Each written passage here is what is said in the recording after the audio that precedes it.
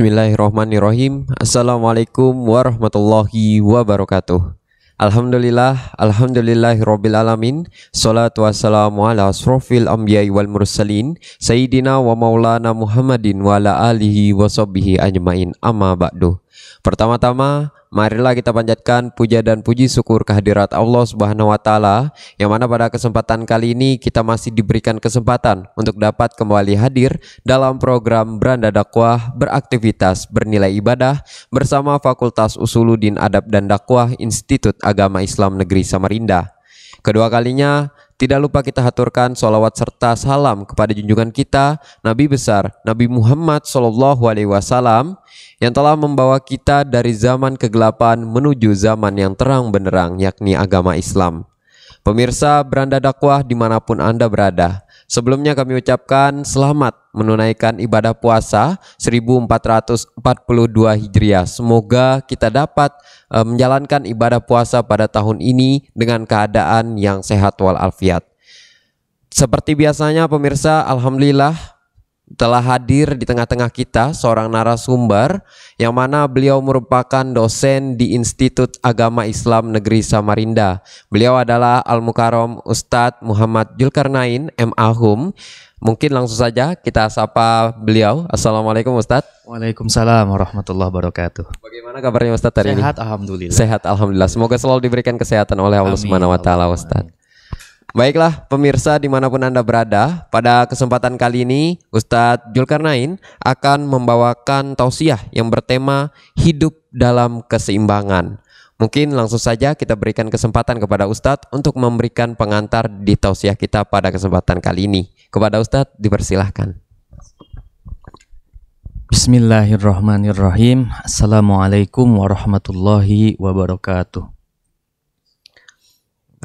Baik, pemirsa tepian TV yang saya hormati, muslimin dan muslimat yang mudah-mudahan senantiasa selalu dalam rahmat Allah. Hari ini kita akan membincang satu tema penting yang perlu kita kaji kembali, yaitu tentang hidup dalam keseimbangan. Secara hakikat harus kita ketahui bahwa sebenarnya hidup dalam keseimbangan itu adalah sesuatu yang menjadi sunnatullah, sesuatu yang menjadi ketentuan Allah. Kalau kita perhatikan bagaimana Allah menciptakan alam raya ini, semuanya terjadi karena keseimbangan. Bahkan di dalam diri kita ada unsur-unsur keseimbangan itu. Ada aspek ruhani, ada aspek jasmani, ada siang, ada malam, ada langit, ada bumi, dan lain sebagainya. Semua itu berjalan berdasarkan keseimbangan. Selain itu, kalau kita melihat atau merujuk kepada ayat-ayat Al-Quran, maka kita akan menemukan satu istilah penting bagaimana Allah Subhanahu wa taala di dalam Al-Quran memberikan satu nama, memberikan satu karakteristik khusus bagi umat Islam, yaitu ummatan wasata. Di dalam Al-Quran Allah sebutkan, A'udzubillahi minasyaitonirrajim, Bismillahirrahmanirrahim. Wa kadzalika ja'alnakum ummatan wasata litakunu syuhada'a 'alan nas wa yakunar rasulu 'alaikum syahida. Al-ayah. Dan demikian pula kami jadikan kalian umat-umat pertengahan, supaya kalian menjadi saksi atas manusia, begitu juga Rasul menjadi saksi atas kalian. Yang menjadi kata kunci di sini adalah ummatan wasata, ummatan wasata. Jadi setidak-tidaknya ketika kita menelusuri kitab-kitab tafsir, maka kita akan menemukan makna-makna penting daripada wasata itu. Apa sebenarnya yang dimaksud dengan wasata atau ummatan wasata? Ternyata ada dua makna penting. Yang pertama adalah adil, yang kedua adalah terpilih atau pilihan. Adil itu sendiri bermakna apa? Menempatkan sesuatu sesuai dengan tempatnya. Yang kedua terpilih karena memang umat Islam ini diturunkan oleh Allah seorang nabi yang membawa risalah, membawa ajaran Islam Oleh karena itulah kita disebut dengan terpilih. Nah, kalau kemudian kita lihat dari sisi sejarah atau aspek sejarahnya di dalam kitab tafsir, maka kita akan menemukan bahwa sebenarnya menjadi hidup atau hidup dalam keseimbangan itu adalah sesuatu yang sangat penting. Karena secara historis ternyata umat-umat sebelum Islam itu hidup melampaui batas. Selain melampaui batas, mereka juga mengekang dirinya dalam kesempitan. Sehingga mereka berada di posisi yang terlalu kanan, terlalu kiri. Dan wasato atau umat Islam mengoreksi itu, atau ajaran Islam mengoreksi itu, meluruskan itu, dan membedakan Islam dengan yang lainnya, yaitu memposisikan umatnya sebagai umat yang terpilih atau umat pertengahan itu. Iya, baik, seperti itu ya tentunya Ustadz, berkenaan dengan hidup dalam keseimbangan, yang mana tadi memang harus menyeimbangkan yang mana rohani dengan jasmani, kemudian juga bumi, langit dan sebagainya. Itu memang hal-hal yang memang tentu penting sekali kita ketahui sebagai umat Islam, seperti itu Ustadz ya. Mungkin nanti kita akan lanjutkan lagi tausiahnya, pemirsa. Kita tahan sejenak, jadi jangan kemana-mana, tetap di program Beranda Dakwah, beraktivitas bernilai ibadah.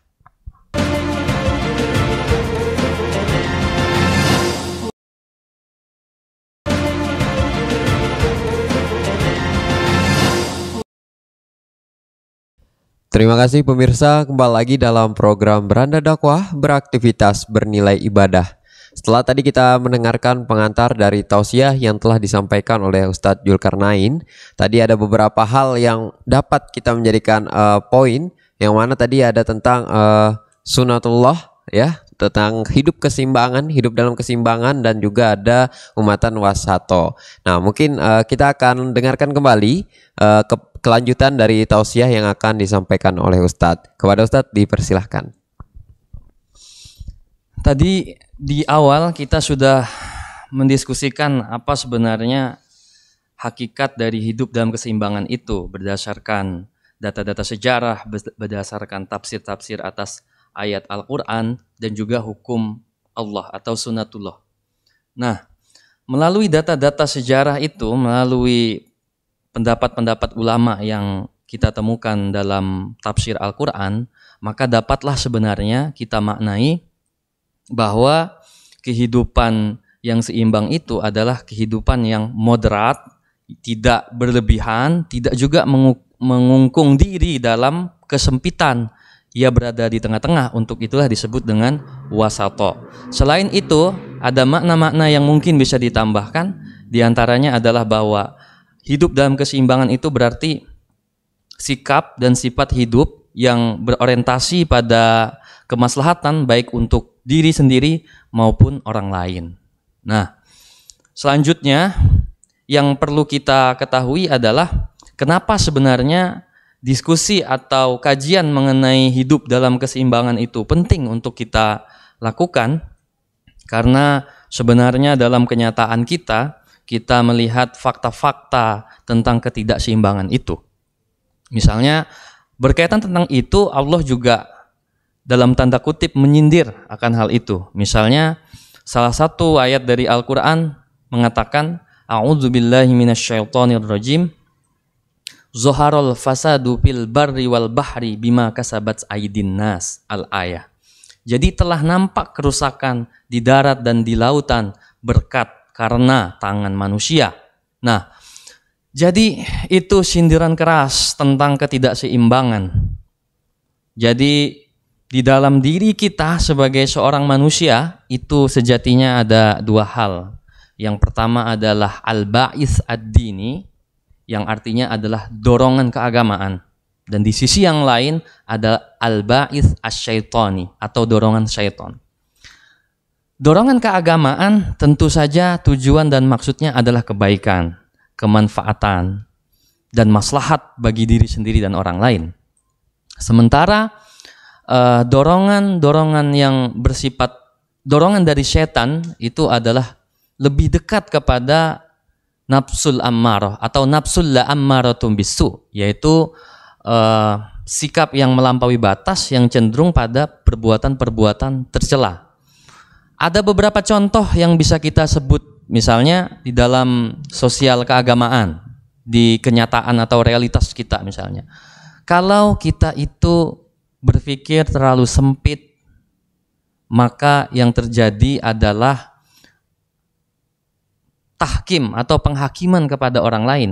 Sebenarnya itu karena kita berpikir sempit dalam sosial keagamaan. Maka tidak heran ketika kita di media sosial atau mungkin di dalam kehidupan kita melihat ada orang-orang yang dengan sangat mudah menyalahkan orang lain. Anda melakukan bid'ah, Anda melakukan kesalahan, dan saya yang paling benar. Padahal itu adalah satu sikap yang terlalu sempit dalam memahami agama. Nah, di sisi yang berlawanan ada pula orang-orang yang ternyata memahami agama terlalu berlebihan sehingga keluar dari batas-batas, keluar dari ajaran-ajaran dan nilai-nilai agama. Untuk itulah yang keluar dari batas-batas itu dan terlalu mengukung dalam kesempitannya, kita kembalikan ke tengah. Jadi itu salah satu contohnya. Contoh lain misalnya yang juga kita rasakan. Kita tentu tahu ya bahwa beberapa bulan yang lalu atau mungkin baru-baru ini ketika musim hujan itu ada banjir, lalu kemudian ada bencana alam dan lain sebagainya. Sadarkah kita bahwa banjir dan bencana alam itu juga tidak lain adalah karena sikap dan sifat kita terhadap alam. Kalau kita menganggap alam itu sebagai subjek bukan objek, maka eksploitasi dan eksplorasi yang berlebihan terhadap alam itu tentu tidak dilakukan oleh orang yang seimbang. Berarti ada dua contoh dalam sosial keagamaan, pemikiran yang terlalu sempit dan terlalu berlebih-lebihan itu tidak seimbang. Sikap kita terhadap alam yang mengeksploitasi berlebih-lebihan sehingga memunculkan dampak yang buruk bagi diri kita maupun orang lain, itu juga sikap yang tidak seimbang. Nah, jadi dalam pandangan saya, keseimbangan dalam hidup itu adalah mengembalikan kesejatian diri manusia, yaitu fitrahnya yang cinta pada kebaikan, yang cinta pada kemanfaatan, yang bahagia jika dirinya berguna bagi orang lain dan masyarakatnya. Jadi saya pikir itu. Jadi seperti itu tentunya konsep yang diberikan dalam hidup dalam keseimbangan tadi Ustadz ya. Tidak boleh terlalu berlebihan bahkan sampai tahkim gitu terhadap apa yang dilakukan oleh orang lain dan itu membawa ke arah negatif. Tetapi kita juga tidak dianjurkan untuk terlalu mengkurung atau terlalu kekurangan juga. Kita harus kembalikan benar-benar ke tengah-tengahnya biar adil gitu tadi Ustadz ya. Baik pemirsa, nanti kita akan lanjutkan kembali tausiah berkenan dengan hidup dalam keseimbangan. Jadi jangan kemana-mana, tetap di program Beranda Dakwah, beraktivitas bernilai ibadah.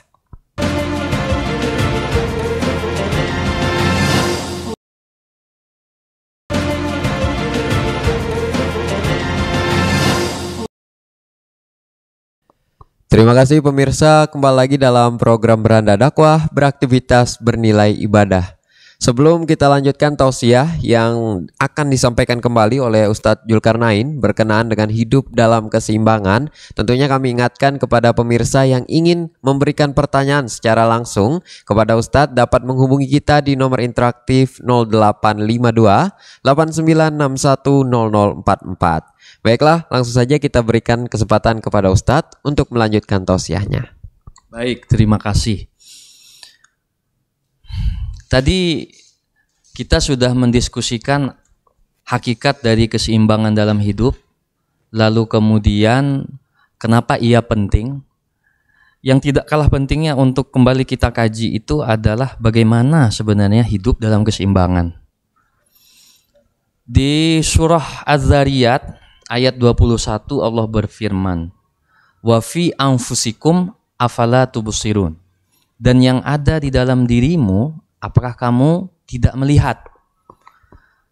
Sikap kita yang seimbang itu dimulai dari diri kita, dimulai dari jiwa kita, sehingga kemampuan atau pemahaman tentang potensi diri itu penting. Allah Subhanahu wa Ta'ala berikan kita potensi-potensi itu. Apa potensi-potensi itu? Pertama, kita punya akal. Yang kedua, kita punya hati. Yang ketiga, kita ada anggota tubuh kita. Nah, apa fungsi akal? Dengan akal seseorang akan mampu untuk membedakan mana yang hak, mana yang batil, mana yang benar, mana yang salah. mana apa perbuatan yang kemudian berdampak apa, itu semua bisa diselesaikan dengan akal. Tetapi hati menghaluskan semuanya. Apakah memberikan pertimbangan, apakah apa yang saya lakukan ini mendekatkan diri kepada Allah, apakah malah menjauhkan diri. Nah, lalu kemudian perbuatan dan sikap kita ditentukan oleh akal dan hati kita itu. Jadi pada intinya adalah untuk bisa hidup dan bersikap secara seimbang itu berarti terkoneksinya antara akal, hati, dan perbuatan. Itu yang penting untuk kita lakukan. Jadi kita terus berlatih dan kita terus belajar karena pengetahuan itu akan membuat kita menjadi bijaksana. Saya pikir itu.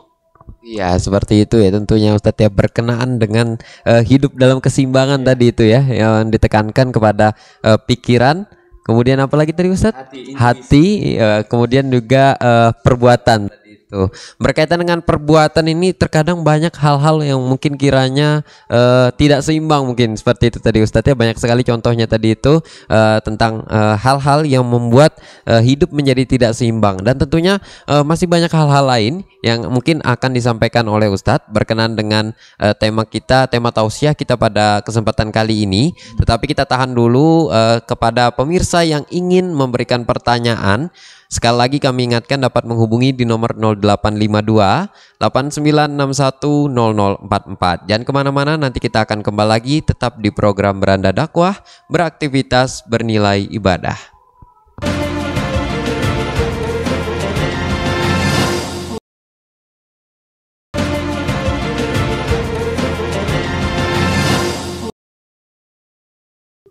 Terima kasih pemirsa, kembali lagi dalam program Beranda Dakwah, beraktivitas bernilai ibadah.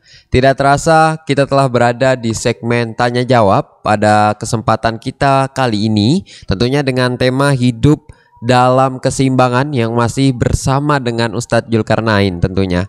Dan ini sudah ada beberapa pemirsa yang memberikan pertanyaannya untuk langsung dijawab oleh Ustadz. Mungkin mohon izin kita bacakan Ustadz. Pertanyaan yang pertama ini ada dari Maila di nomor 08317459 sekian. Pertanyaannya, apa dampak keseimbangan dalam hidup bagi individu yang melaksanakannya ataupun bagi masyarakat?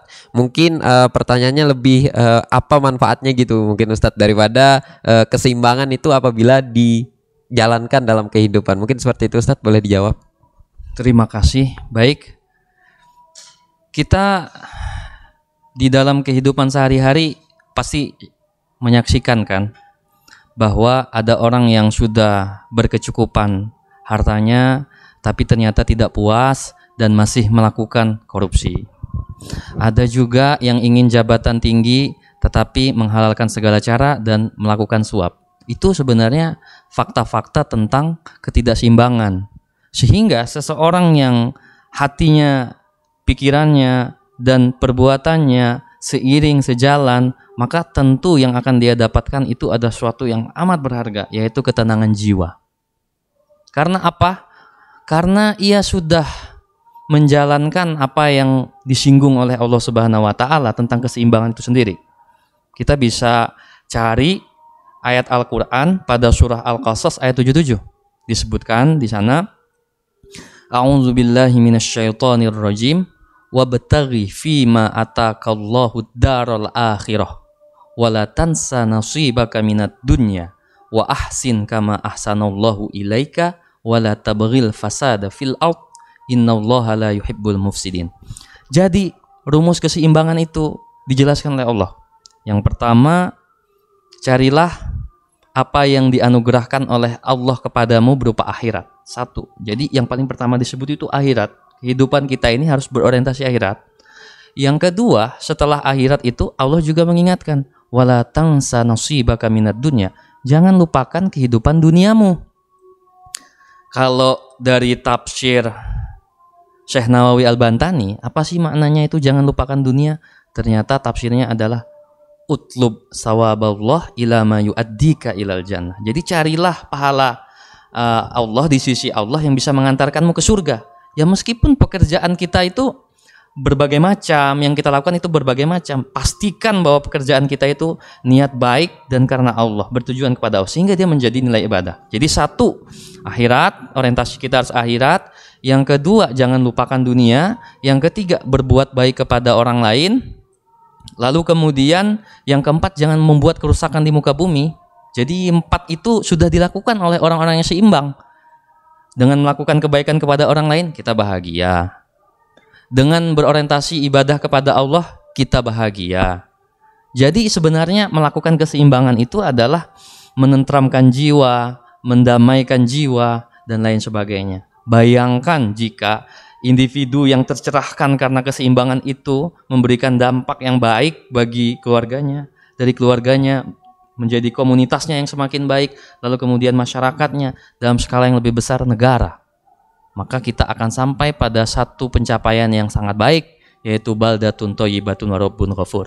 Dan setiap kita bertugas untuk itu, memberikan pencerahan baik untuk diri kita sendiri maupun orang lain. Jadi itu ya, jadi intinya kalau kita seimbang dalam hidup, maka kita akan temukan ketenangan jiwa itu. Ketenangan, Ustaz ya. Jika kita berhasil menjadi orang yang bisa menyeimbangkan itu tadi itu. Baik, dirasa sangat terjawab sudah pertanyaan pertama. Kita beralih ke pertanyaan selanjutnya, Ustaz. Ini ada dari Sepia di nomor 0812 5067 sekian. Pertanyaannya, Ustaz, tips agar bijak menjalani kehidupan agar seimbang di segala unsur. Mungkin di segala sisi kali Ustadz ya, bukan hanya rohani jasmani tetapi juga yang lainnya. Mungkin seperti itu pertanyaannya Ustadz. Ya, baik. Jawaban normatifnya itu satu, memang pengetahuan itu membuat kita itu menjadi lebih bahagia. Pengetahuan itu membuat kita lebih bijaksana. Pengetahuan itu membuat kita menjadi arif dan menjadi orang yang bermanfaat gitu ya. Jadi jawaban normatifnya adalah belajar terus, latihan terus. Semakin banyak ilmu maka semakin bijaksana. Semakin mungkin kita hidup dalam keseimbangan itu. Tapi kalau kita melihat dari sumber-sumber, kita melihat dari sejarah para ulama, maka contoh-contoh keseimbangan itu misalnya ulama kita gitu ya. Jadi kalau sebelum memutuskan suatu hukum, beliau melakukan sebuah metode pencarian hukum itu secara seimbang. Apa contohnya? Misalnya menggunakan dalilul akli. Jadi menggunakan akalnya. Selain menggunakan akalnya apa? Ada dalilun nakli, yaitu bersandar pada kitab Al-Quran. Nah itu sebenarnya keseimbangan secara metode. Nah kalau kita mau keseimbangan kita itu semakin baik setiap harinya, maka satu, berarti kita selain kita tadi belajar, kita terus latihan, melihat alam raya dan makhluk Allah ini bukan sebagai sesuatu yang sederhana, tapi memperhatikan bahwa memperhatikan baik buruknya dan manfaatnya. Dan yang keempat, yang menurut saya ini paling penting adalah kita tidak terlepas dari Al-Quran. Kalau kita terus mempelajari Al-Quran, lalu kemudian memahami tafsirnya, maka saya sangat yakin akan muncul kebijaksanaan dalam diri orang tersebut. Dan insya Allah akan memberikan manfaat bagi masyarakatnya, bagi komunitasnya, dan lebih besar lagi bagi bangsanya dan agamanya. Iya, sederhana sekali sebenarnya Ustadz ya, agar kita dapat menjadi orang yang tergolong dapat menyeimbangkan tadi itu dalam kehidupan. Sangat gampang untuk kita terapkan, tetapi mungkin menjalaninya ini Ustadz ya, mungkin seperti itu, ada tantangan-tantangannya dan sebagainya. Mungkin itu pertanyaan-pertanyaan yang telah disampaikan oleh pemirsa kita. Tentunya jangan kemana-mana pemirsa, nanti kita akan kembali lagi tetap di program Beranda Dakwah, beraktivitas bernilai ibadah.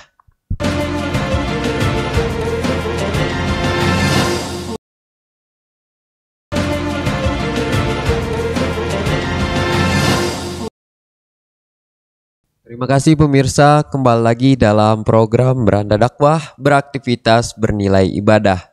Tidak terasa kita telah berada di segmen kelima, segmen kesimpulan sekaligus doa, yang mana tausiah kita pada kesempatan kali ini yang mengangkat hidup dalam keseimbangan. Sudah banyak sekali hal-hal yang tadi telah disampaikan oleh Ustadz Zulkarnain. Mungkin langsung saja kita meminta waktu kepada Ustadz untuk dapat memberikan kesimpulan dari tausiah yang telah disampaikan pada kesempatan kali ini. Kemudian juga mohon izin Ustadz untuk nanti ditutup juga dengan doa.